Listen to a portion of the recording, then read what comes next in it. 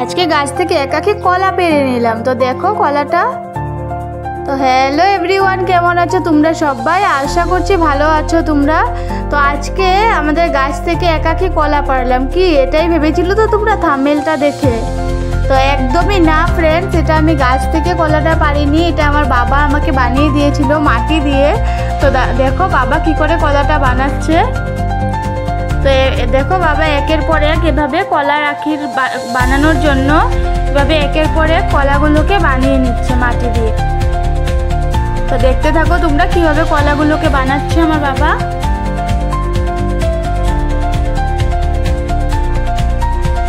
তো দেখেছো কিভাবে বানাচ্ছে কলাগুলোকে। তো এরকম বাবা একের পর এক করে 12টা কলা বানিয়ে নেবে।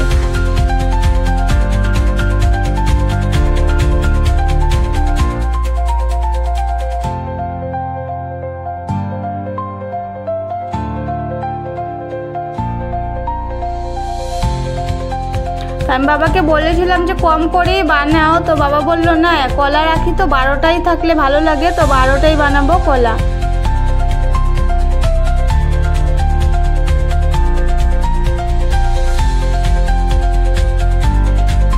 তো দেখো তোমরা কিভাবে বানাচ্ছে আমার বাবা কলা। তো একজন অনেক কমেন্ট করেছিল প্রায় আমার প্রত্যেকটা ভিডিওতে এসেও কমেন্ট করে যায় যে দিদি কলা বানাও। তো বোন তোমার জন্য আজকে বানিয়ে নিলাম কলা। আমি বানিয়েনি, বাবা বানিয়েছে। যাই হোক তোমার রিকোয়েস্টেই বানানো হলো কলাটি, মানে কলা রাখিটিকে।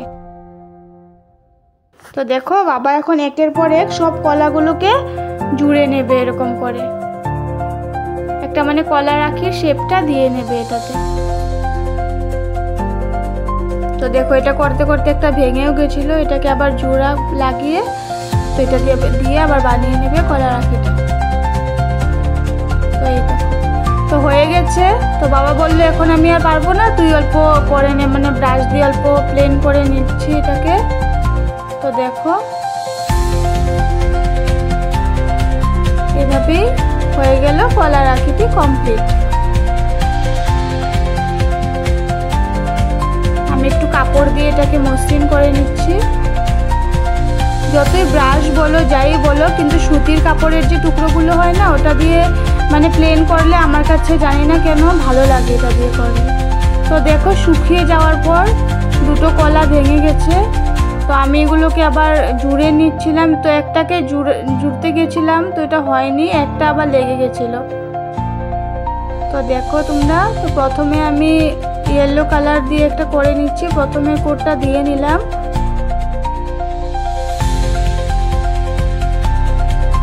তো এখন এই ইয়েলোটার সাথে আর একটু গোল্ডেন ইয়েলো মিক্সড করে এটার উপরে আমি দিয়ে নেব।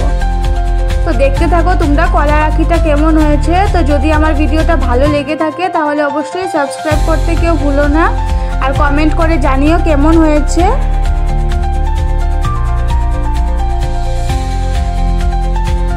আর কলার নেক্সট ভিডিওতে আমি কি বানাবো এটা আমাকে কমেন্ট করে জানাতে কেউ ভুলো না। আর কেমন হয়েছে কলা রাখিটি বানানো এবং কালার করা এটা আমাকে কমেন্ট করে জানিও কেমন হয়েছে। তো পুরো সত্যিকারের কলার মতো লাগছে কিনা এটাও কমেন্ট করে জানিও।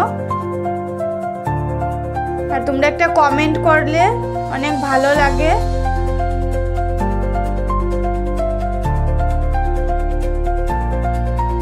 যদি ভিডিওটা ভালো লেগে থাকে অবশ্যই একটা সাবস্ক্রাইব করে দিও।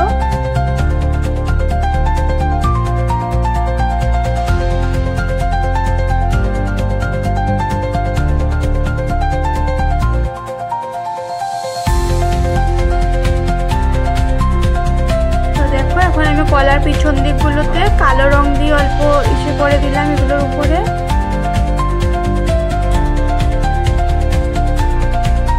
তো দেখে জানিও কেমন হয়েছে। আর নেক্সট আমি কি বানাবো এটা আমাকে কমেন্ট করে জানাতে কেউ ভুলো না। তো চলো দেখা হচ্ছে পরের একটি ভিডিওতে।